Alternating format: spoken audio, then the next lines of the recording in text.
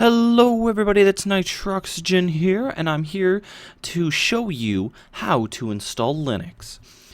And I will not be installing just any Linux, I will be installing Mint. Mint Linux is I'm going to say more of a different version than the more mainstream Linux, which is Ubuntu.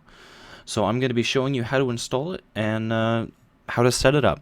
So first off, you would want to go to the linuxmint.com and click on the downloads page.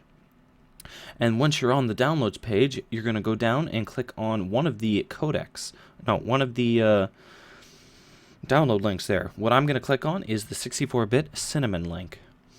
Once it's on there, you can click on any of the mirrors down below, but I clicked on torrent to download it through torrents.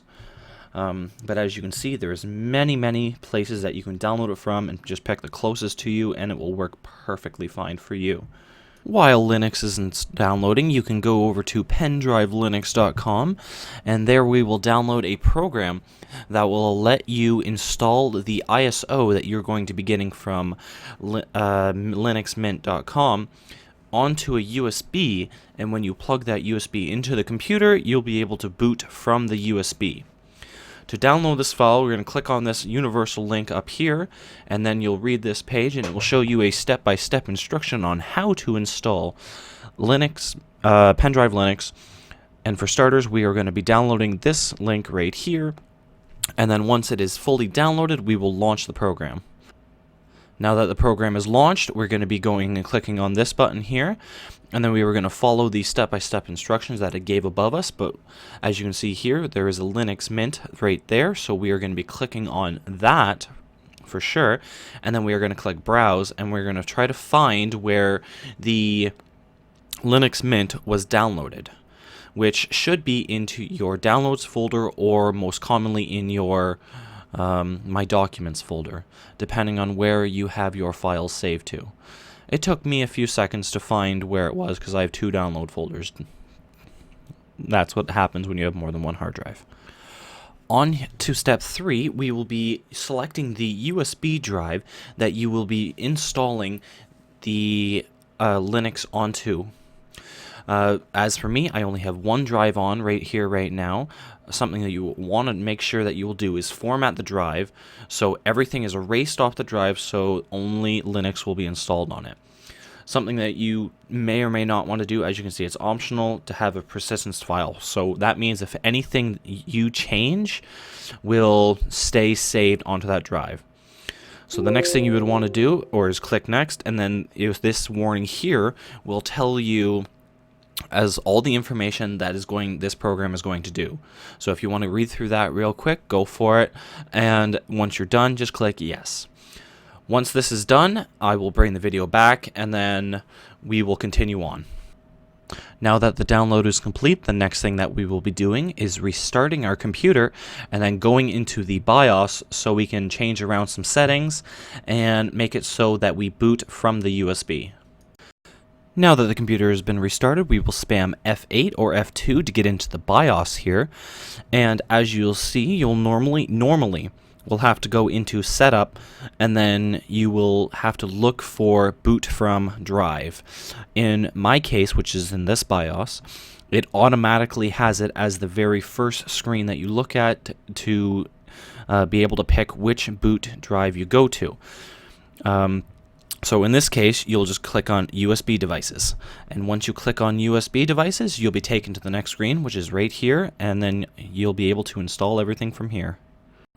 Once I click the Start Linux Mint, I will be taken into the live boot, that is what it's called when I launch it from either a CD or a USB drive, and it will take me directly to the dashboard, which I will now skip to because this is a few-minute wait of a black screen.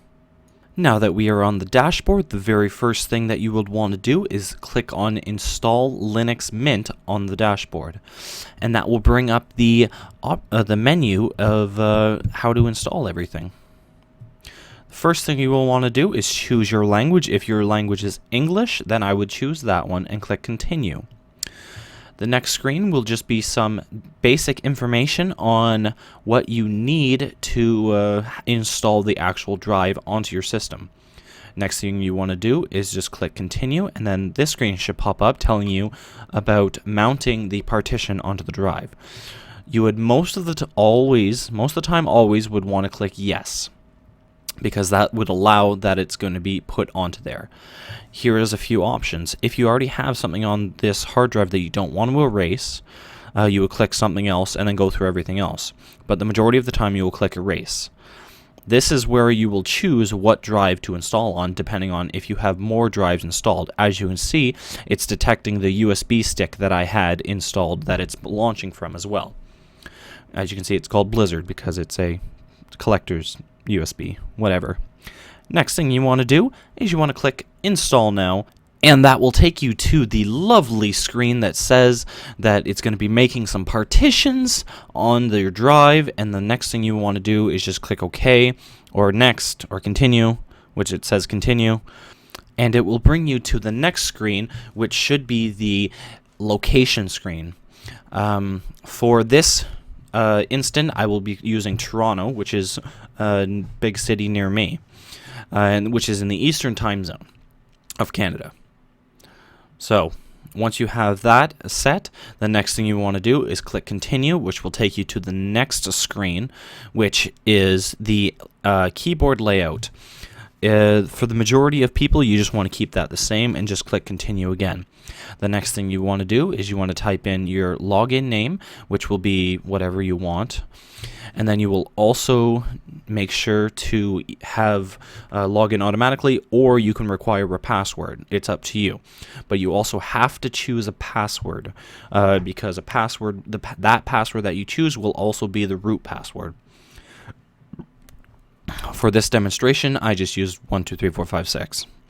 I tried 1 2 3 4 5, but that didn't work, so I had to put a 6, and then it's all much better now. So once you have that in, the next thing you will do is you will click continue, and that should finally bring you up to the install screen. This will take a while, so I will cut out and I will come back once the install is finished. Now that the install has been complete, all you'll need to do is click the Restart Now button, and that will bring you to a nice black screen that says to remove all bootable media, which in our case is the USB, but in some people's cases it could be a burned CD. Do that, and then hit Enter, and then the computer will restart. Now that we have restarted, the first thing that I personally like to do is enlarge the screen. In this case, we will be enlarging the screen by going into the menu, into the display, and then we will go to whatever resolution that you choose. In my case, since I am working this on a virtual machine, I will be using a resolution that best fits my screen. The next thing that you want to be doing is you want to update and upgrade all of the software that is on your computer. So I would suggest opening up a terminal, and then in the terminal you would want to type in exactly what I'm typing on the screen. And once you've typed all that in, you'll have to type in your password, and then once that is done, it will start doing its update. It may ask you if you want to install this update and make you say yes or Y or N, and then you just click Y and then just do that.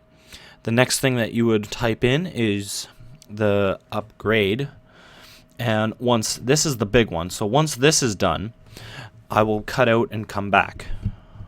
Now that that install is finished, the only thing left to do is do a quick restart of this computer, and everything should be all set up and running for you. Now that we are back in our new Linux machine, the first thing I would suggest to do is explore. Look around, check out everything. There's so many programs hiding in this computer that you can quickly find a whole bunch of stuff. There's everything for your every little needs that you want to do. One of the main things that you would want to open up is the software manager. And in the software manager is a very, very, very useful tool if you are coming from Windows, and that is called Wine. And I forget what the acronym is at the moment, but I know that is the program that will basically bridge the gap between Linux and a lot of Windows applications.